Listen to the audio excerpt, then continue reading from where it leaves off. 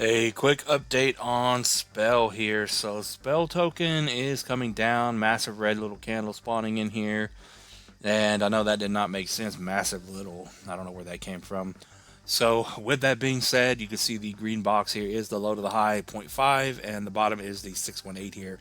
And we've pointed this out before that our uptrend line here, depending on where you draw this at, of course, that could tell us that the price is coming back down to that 618 area, and you're still going to drop below the zero point 0.5 here, which the zero point 0.5 is right at about 793079, and then if we take that out, we're coming all the way down here to the bottom of the box, which is the 618, and the uptrend potentially down to about 308 or no 3065 here.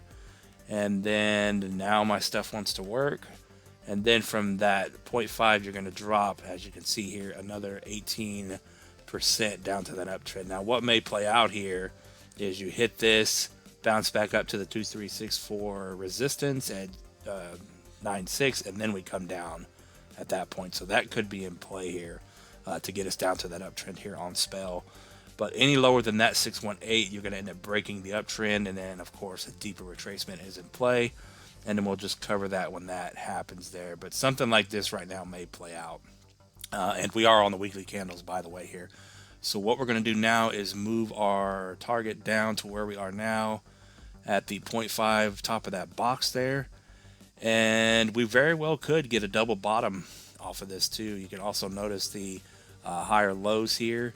And we've seen this many times to where something like this forms off of a wick, and then we bounce, and then we come up, and then we bounce one more time for a slightly higher low, and then that's kind of the spring that shoots us back to the upside here. But as long as you're below the 3096 level here, below the 236, then that does put in play the bottom not being in, and we could see these other targets getting hit. But keep it simple here. Watch the 0.5 and then the 618 and the uptrend here.